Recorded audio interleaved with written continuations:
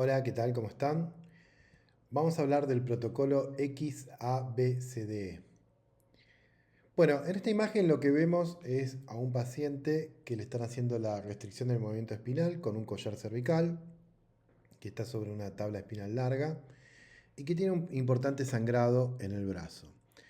Bueno, esta es una de las cuestiones que se discute con respecto a qué es lo principal o lo primero que tenemos que hacer cuando atendemos a un paciente traumatizado. Y la realidad es que lo que va a salvar la vida de ese paciente no va a ser la colocación de un collar cervical o una tabla espinal larga, sino el control de la hemorragia. Por eso, para esto tenemos un protocolo de acción, que es el XABCD, que nos marca ordenadamente cada uno de los pasos, acciones y evaluaciones que tenemos que hacer en un paciente traumatizado. Esta evaluación inicial no debe tardar más de 2 minutos. Puede interrumpirse en caso de que haya una obstrucción de la vía aérea o que el paciente entre en paro cardíaco, pero si no, tenemos que hacerlo en forma progresiva, en primer lugar, viendo si hay alguna hemorragia exsanguinante y controlándola. Posteriormente, evaluando la vía aérea, sobre todo si está permeable, y en ese caso, de ser necesario, evaluar la posibilidad de hacer una restricción del movimiento espinal. Posteriormente viene la evaluación de la respiración, ver cómo está ventilando, cómo está oxigenando. Posterior y seguido a la B viene la evaluación de la circulación. Luego la D con el mini examen neurológico, donde hacemos la escala de Glasgow y la evaluación también de las pupilas. Y por último la exposición con control de hipotermia. Vamos a ver cada una de estas letras por separado y analizando cada uno de los pasos que hay que dar. Empezamos con la X. Salvar una vida mediante un buen control de hemorragia y trasladar rápidamente a una institución para su tratamiento puede ahorrar hasta 1,2 millones de dólares en gastos de pacientes, salario y pérdida de productividad a lo largo de la vida. Si bien este es un análisis muy económico, también tenemos que hacer un análisis con respecto a lo que es las hemorragias sanguinantes en un paciente traumatizado. Habíamos hablado que este sangrado que va a llevar al paciente a un shock hemorrágico es la principal causa de muerte en las primeras horas. En la escena es la segunda, porque la primera es el traumatismo del cráneo, pero en general el paciente traumatizado se muere por hemorragias. Entonces es muy importante, como dice la X, controlar las hemorragias exsanguinantes.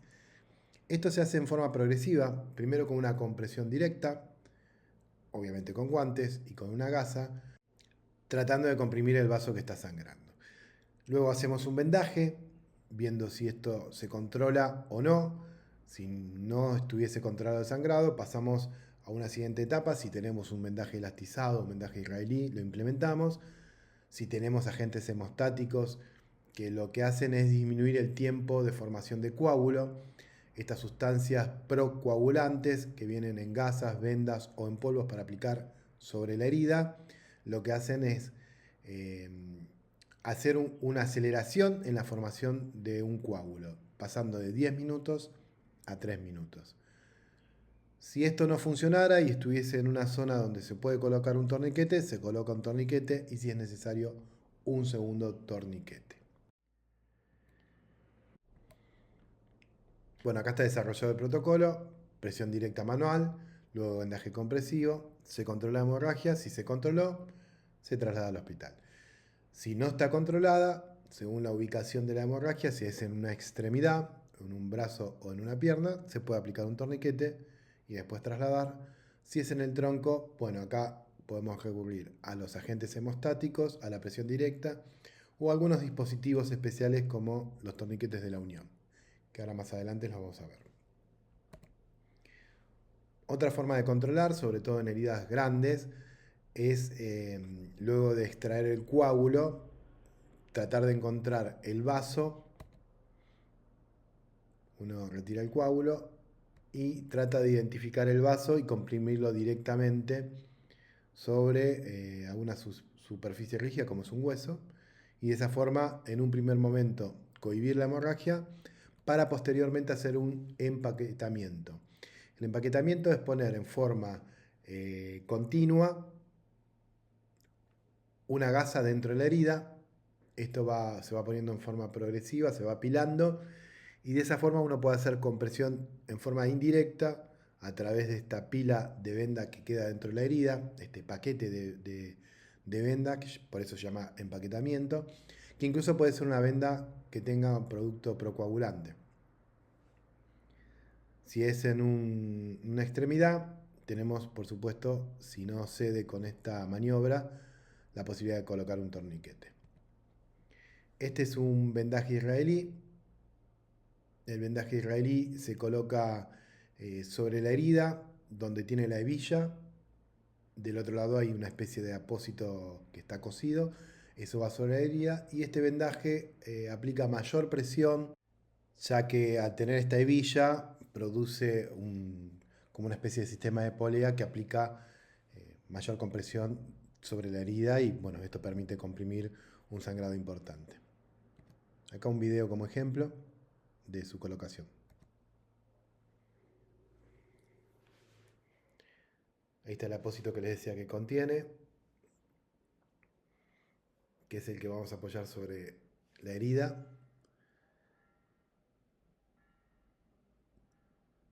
Después se desarrolla como un vendaje común.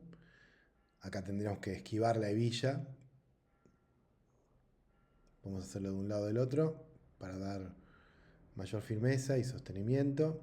Y una vez que pasamos por la hebilla, esto aplica, como decía antes, como un sistema de polea, dándole mayor compresión. Recuerden que es una venda elastizada, así que con cada vuelta uno puede aplicar un poco más de presión. Y al final tiene una hebilla para poder engancharlo y fijarlo.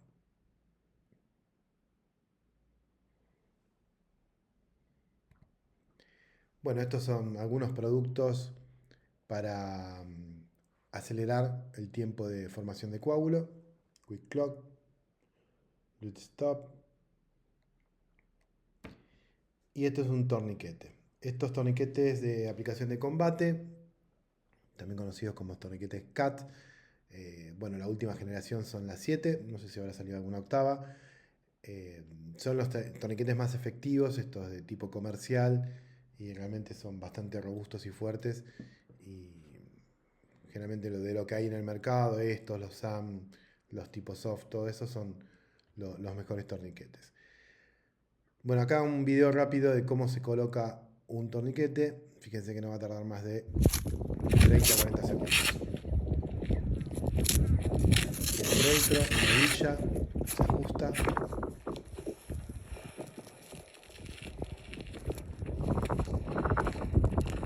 Y la presión final se la da con la vara de ajuste que se traba en una hebilla.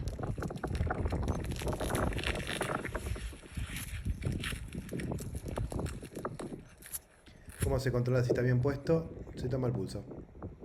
Eso si hay presencia de miembro. Si está amputado, bueno, veremos que para el sangrado.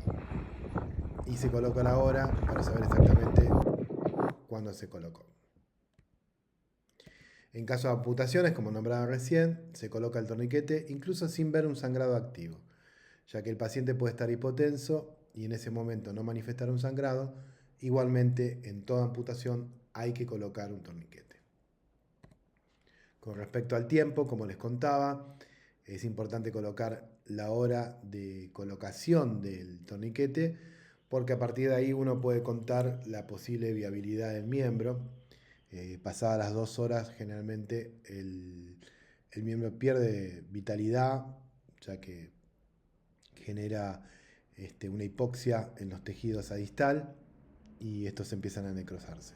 Así que hasta 2 horas es viable el miembro que fue colocado un torniquete. Pasadas las 2 horas es más difícil de recuperarlo.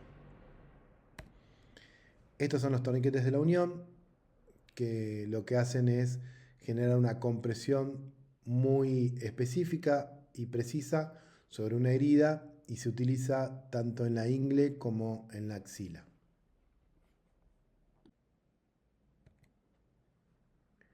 Bueno, acá tenemos un ejemplo de colocación. Fíjense que es como un cinturón que va en la cintura escapular en este caso. Y el sistema de compresión neumático va a quedar en la axila. Ahí hay una perita como las que tienen los tensiómetros anaeroides para insuflar este sistema, ¿no? que al insuflarse comprime puntualmente la herida. La idea es que con un control temprano de la hemorragia, el paciente no ingrese en este círculo mortal que se conoce como diamante de la muerte, donde la falta de sangre lleva al paciente a una coagulopatía y una acidosis, con lo cual también otro de los marcadores que es el descenso del calcio y todos los trastornos hidroelectrolíticos que esto produce, que puede ser todo esto empeorado si el paciente además está en hipotermia. Por eso es importante el control de la temperatura de los pacientes de trauma. En general, el paciente crítico siempre hay que controlar la temperatura, que no entre en hipotermia, pero particularmente el trauma ingresa en este círculo de acidosis, hipocalcemia, hipotermia y coagulopatía, que después es muy difícil de revertir. Pasemos a la A. En la A evaluamos la vía aérea, la aseguramos, revisamos la cavidad oral, aplicamos oxígeno. En un primer momento podemos aplicar oxígeno a 12-15 litros por minuto. Posteriormente, si el paciente satura más de 96, no es necesario aplicar oxígeno. Y también evaluamos el nivel de conciencia, que para una vía aérea segura es muy importante, ya que el paciente con deterioro del sensorio, o sea que empieza a disminuir, empieza a tener un déficit neurológico, lo más probable que empiece a perder tonicidad de los músculos, y esa hipotonía también puede manifestar en una lengua que obstruye la vía aérea, que se puede presentar en un paciente, por ejemplo, con ronquidos y inconsciente, ¿no? En contexto de trauma, eso es muy importante y hay que permeabilizar la vía aérea. Algunas de las preguntas que nos hacemos durante la A es justamente esto, ¿no? ¿La vía aérea está permeable? ¿No hay nada que obstruya? ¿Una dentadura, un caramelo, comida, etcétera? ¿Y está mantenida? ¿El paciente está conectado neurológicamente lo suficiente como para que no se obstruya? Por ejemplo, con la lengua. ¿Está protegida? El paciente inconsciente no solo produce obstrucción con la lengua, sino que también puede vomitarse y broncoaspirarse. O sea, que el contenido gástrico que vomita vaya a la vía aérea. Y eso es un problema porque aumenta muchísimo la mortalidad. Puede mantener la oxigenación y la ventilación en forma adecuada, o sea, está saturando bien o tiene mala mecánica respiratoria. O existe un compromiso inminente o potencial de la vía aérea, por ejemplo, la progresión de un cuadro clínico en cuestiones neurológicas, se va deteriorando, o un trauma grave facial que esté inundando la vía aérea de sangre. Bueno, si ninguna de estas cosas suceden, o sea, no está permeable y no está mantenida, o no está protegida, o la oxigenación y la ventilación no son adecuadas, o existe un compromiso inminente o potencial de la vía aérea, es un paciente que hay que hacer un manejo definitivo de la vía aérea, que quiere decir que hay que intubarlo o poner un dispositivo supraglótico. Que dentro de las recomendaciones, estas son las guías europeas de manejo del trauma mayor seguido de coagulopatía. Cuando un paciente está en menos de 8 de escala de Glasgow, o sea, está con un deterioro neurológico, a ese paciente hay que ventilarlo, ya sea con un tubo definitivo en la tráquea o con un método supraglótico. Hay que evitar la hipoxemia, hay que evitar la hiperoxia también. Si satura bien, no hay que ponerle oxígeno.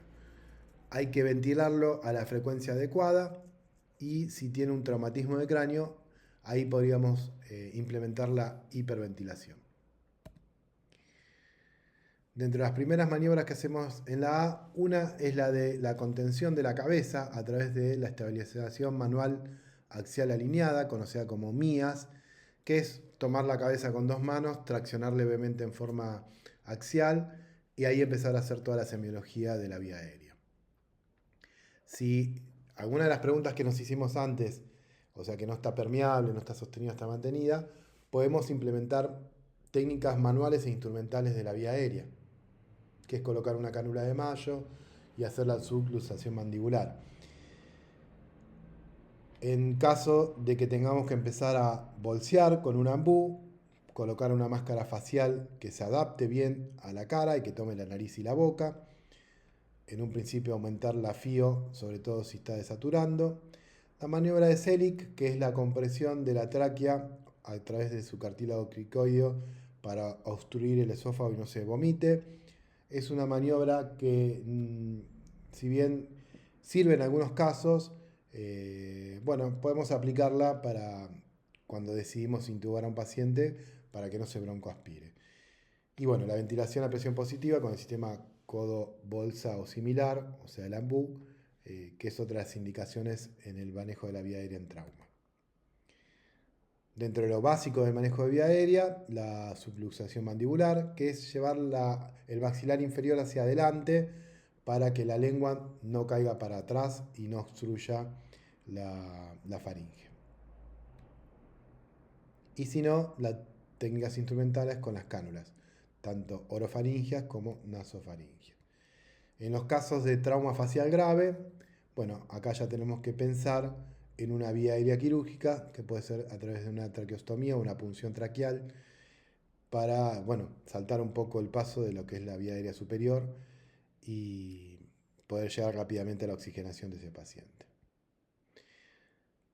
Los métodos supraglóticos, como la máscara laringia, son los más indicados en el prehospitalario, sobre todo si no hay experiencia en la intubación, ya que la colocación de un dispositivo supraglótico o extraglótico, como es la máscara laringia, es un método muy fácil de mantenimiento de la ventilación y que con una práctica abreviada se puede conseguir.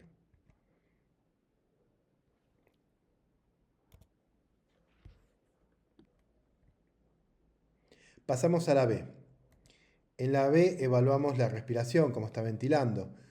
Si la frecuencia respiratoria, que nos vamos a dar cuenta si está respirando a poca frecuencia o está muy taquipneico, o sea, con la frecuencia respiratoria aumentada, dentro del contexto del trauma nos va a significar seguramente alguna patología traumática del tórax. Menos de 10 y más de 30 de frecuencia es criterio de gravedad. También evaluamos el cuello para ver si hay ingurgitación yugular, enfisemas, hematomas y hacemos el examen semiológico del tórax, que es la inspección, la palpación, la auscultación y la percusión. El tórax agudo traumático significa aproximadamente 1 de cada 4 traumatizados, un 25%. Se clasifican en cerrados o abiertos, cerrados o contusos, abiertos o penetrantes. Esto último es cuando hay una discontinuidad en la pared torácica. Y lo más importante, y esto para cualquier paciente traumatizado, es siempre evaluar su estabilidad hemodinámica, si está estable o está inestable. Dentro del tórax agudo traumático, vamos a encontrar que las lesiones pueden generar acumulación de sangre en la pleura, un hemotórax, o acumulación de aire por ruptura pulmonar o por apertura de la pared torácica. Esto es un neumotórax. También hay una combinación de ambos, que es la combinación de aire y sangre, que se llama hemoneumotórax. Los síntomas que puede tener el paciente es desde una leve disnea o sensación de falta de aire o dolor, y el aumento de estos síntomas según la gravedad, que pueden llevar incluso a la parada cardiorrespiratoria. Acá lo que vemos es un objeto empalado en un sector bastante sensible del tórax, que es el área de Braco, que es un área que está entre ambas clavículas, que llega desde la parte superior del tórax, desde la base del cuello, hasta los rebordes costales. Lo que significa esta área es que en ese lugar están el corazón y los grandes vasos, o sea que cualquier lesión que afecte este sector podría implicar una lesión de gravedad, como es ese cuchillo que está al costado, que en ese caso hablamos de que es un objeto empalado, ya que es un objeto extraño al cuerpo, que está incrustado, que lo ideal es sacarlo en quirófano, porque esto puede generar un tapón de un sangrado.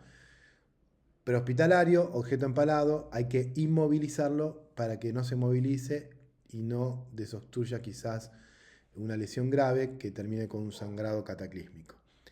Como decía antes, lo importante de estos pacientes es que lleguen a quirófano y que la extracción sea bajo visión directa. Hablamos de estable e inestable de un paciente. Un paciente inestable es un paciente crítico que tiene algún signo de shock, que está taquicárdico, que está pálido, sudoroso, que está frío, que está hipotenso.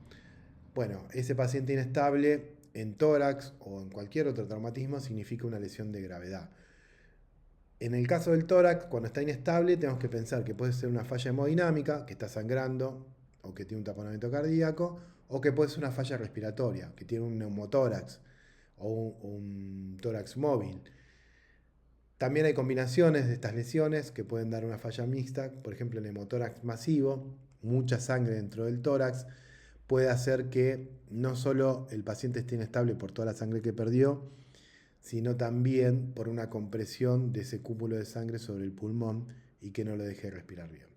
Todo esto puede terminar en una parada cardíaca traumática.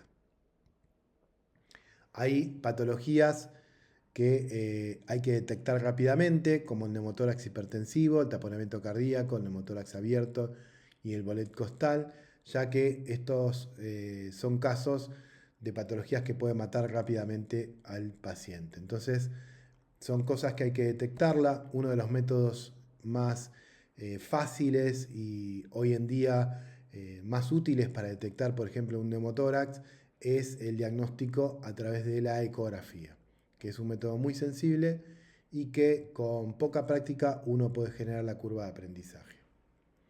En el caso de que el paciente esté estable, que son generalmente lesiones mínimas o pequeñas del tórax, que no generan criticidad, bueno, a estos pacientes los manejamos con oxígenos, con analgesia, se hacen estudios complementarios como una radiografía de tórax y posteriormente pueden ser tratados con un drenaje pleural, que es colocar un tubo en el espacio pleural para drenar ya sea sangre o aire y de esta forma poder sacar al paciente de ese cuadro de trauma de tórax.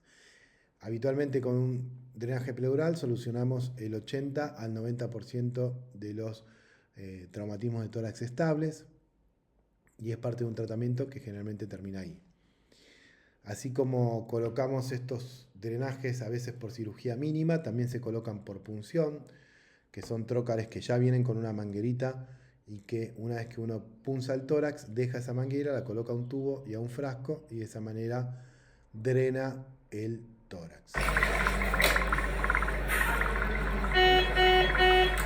Bueno, ese burbujeo que escuchaban es un neumotórax hipertensivo. El neumotórax hipertensivo es la acumulación de aire dentro de la cavidad pleural que comprime y desplaza el mediastino en forma contralateral, como marcan las flechas amarillas, y de estas formas acodan los grandes vasos y por lo tanto no llega sangre al corazón. Y de esta forma también el paciente entra en shock, un shock que se dice obstructivo. La obstrucción la produce el aire comprimiendo el corazón, no deja que funcione y genera síntomas como ingurgitación yugular, que es la distensión de las yugulares, de las venas yugulares a nivel del cuello, visibles, la desviación de la tráquea, porque desplaza el mediastino, por lo tanto desplaza la tráquea en forma contralateral al neumotórax, el timpanismo, que es percutir al paciente y escuchar como si fuese un tambor, la disnea grave, falta o sensación de falta de aire, pero cuando es grave incluso con sensación de muerte, la cianosis, que es la coloración azulada de la piel por la falta de oxígeno, taquicardia, aumento de la frecuencia cardíaca e hipotensión, que es baja de la tensión arterial. Todo esto conforma el cuadro clínico del neumotórax hipertensivo y que lo lleva a un shock obstructivo. Estos pacientes lo que se hace es punzarlos con un Avocat, con el catéter que se coloca para poder infundir líquidos en las venas. Bueno, con ese mismo catéter se pincha el quinto espacio intercostal en la línea axilar anterior y lo que hacemos es descomprimir, o sea, llevar el neumotórax hipertensivo a un neumotórax no hipertensivo y sacarlo del shock. Hay dispositivos especiales para esto, para las punciones. Nosotros generalmente usamos el Avocat, pero hay dispositivos especiales para la punción. El otro tórax agudo traumático es el tórax abierto o neumotórax abierto, que es una lesión en la pared torácica que lo que hace es que el paciente no pueda respirar bien. Entonces genera lo que se llama la traumatopnea, que es como que el paciente quiere respirar por la herida y no por la tráquea. Bueno, lo que hay que hacer en estos casos es taparlo. Se le pone un material impermeable como un nylon o parches especiales para neumotórax abierto, pero si ponemos un nylon lo fijamos en todo alrededor, dejando un espacio libre para que haga un sistema valvular. Esto hay que hacerlo de inmediato en el prehospitalario. Vemos un tórax abierto, hay que taparlo. Fíjense, acá hay un video que muestra cómo se pone el nylon fijado en 3 de los 4 lugares para que funcione como una válvula. Cuando inspira sale el aire, cuando expira se tapa.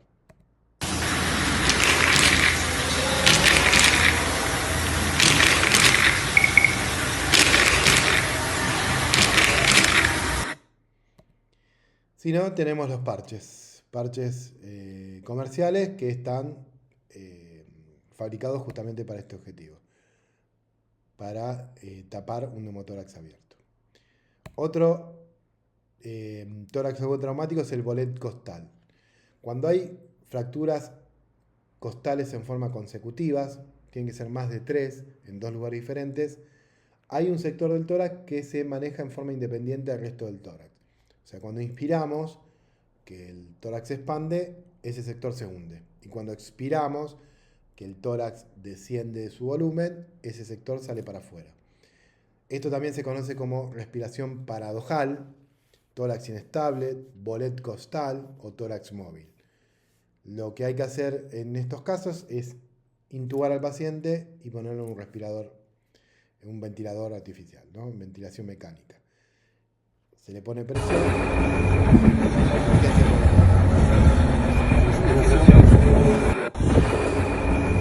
Si uno lo ventila, le pone presión y de esa forma expande el pulmón y no entra en insuficiencia respiratoria. El taponamiento cardíaco es líquido en el pericardio, o sea, la serosa que rodea el corazón se llena de líquido y de esta forma comprime el corazón y no lo deja funcionar. Una forma de solucionarlo, esto es una ecografía, en el medio se ve el corazón latiendo y alrededor se ve líquido que se ve negro en la ecografía. Expulsando el pericardio y sacando líquido para que el corazón funcione mejor. Vamos a la C. La C evalúa la circulación, sobre todo buscando signos de shock. Evaluamos los pulsos, si el pulso periférico está presente o ausente. Un pulso periférico ausente significa una presión de menos de 90 milímetros de mercurio. Otros signos de shock como palidez, taquicardia, hipotensión, baja en la diuresis, o sea, oliguria, y deterioro del sensorio. El paciente empieza a tener somnolencia y entrar en un déficit neurológico que le puede llevar al coma. Todos esos son signos de shock, por supuesto van en forma progresiva, por eso también evaluamos la frecuencia cardíaca y vemos la posibilidad de hemorragias externas o internas. Si es externa, si utilizamos un torniquete podemos corregirlo. Y también evaluamos la pelvis, el abdomen y las extremidades. Dentro de la C buscamos, como decíamos antes, la posibilidad de que haya un shock hemorrágico, sobre todo por hemorragias internas, ya que las externas las hemos controlado en la X. Bueno, y acá muchas recomendaciones también de las guías europeas para el trauma mayor, si hemorragia, no olvidar de los torniquetes, disminuir el tiempo entre lesión y cirugía también es importante, sobre todo en las hemorragias internas. Por ejemplo, un paciente con un trauma de abdomen, que sospechamos que tiene una lesión de órgano sólido, hay que llevarlo rápido para que sea operado. La utilización del ácido tranexámico, que después vamos a verlo, pero es un elemento que hace que el coágulo no se disuelva rápidamente. Bueno, fijar la pelvis en caso de fractura o pelvis inestable, el uso de la ecografía, las transfusiones, bueno, todas cosas que uno tiene que tener en cuenta cuando hay un paciente con shock hemorrágico, pero sobre todo la primera, ¿no? Esto disminuir el tiempo entre la lesión y la posibilidad de operarlo. Esto tiene que ver con el trauma inestable, la hipotensión sostenida, la frecuencia cardíaca aumentada, el deterioro del sensorio. Y otra cosa a tener en cuenta dentro de la química es que el paciente puede estar con una acidosis o también una hipocalcemia.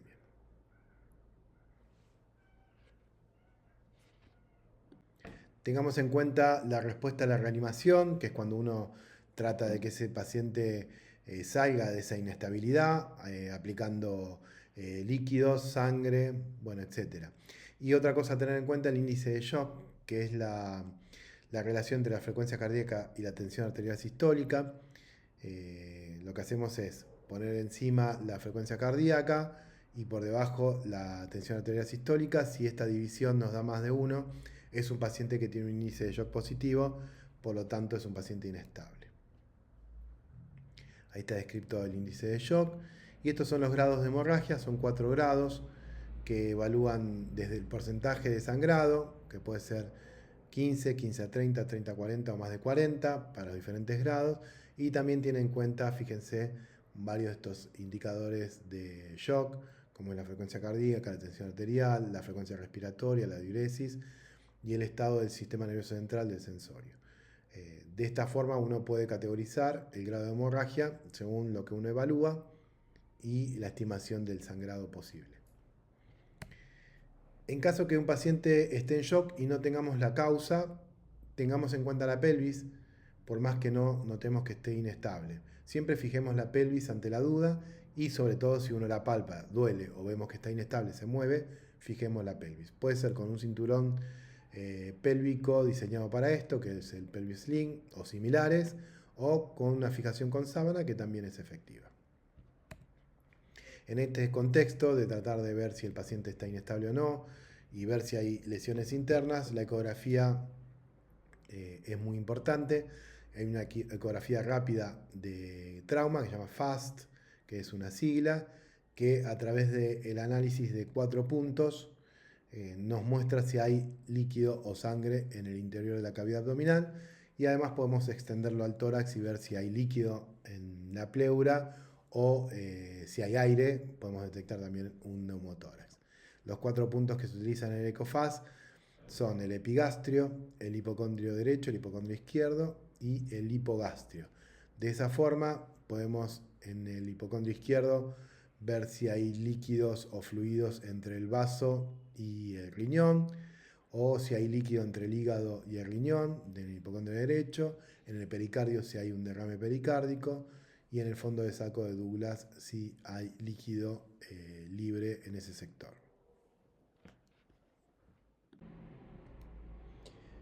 Bueno, pasamos a la D, que es el examen neurológico, donde vamos a ver el estado de conciencia, las pupilas, evaluamos con la escala de Glasgow y hacemos un examen neurológico para ver si hay un foco.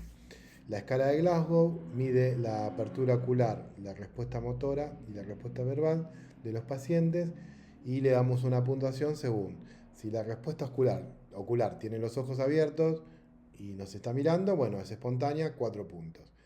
Si los tiene cerrados, uno le habla y abre los ojos, es un 3. Si no abre los ojos, le hablamos, no abre los ojos, hacemos un estímulo doloroso y ahí recién nos abre, es apertura ocular al dolor, son 2 puntos. Y si tiene los ojos cerrados y no nos abre con nada, es 1. Lo mismo con la respuesta motora, si es espontánea y normal, mueve los miembros, etc.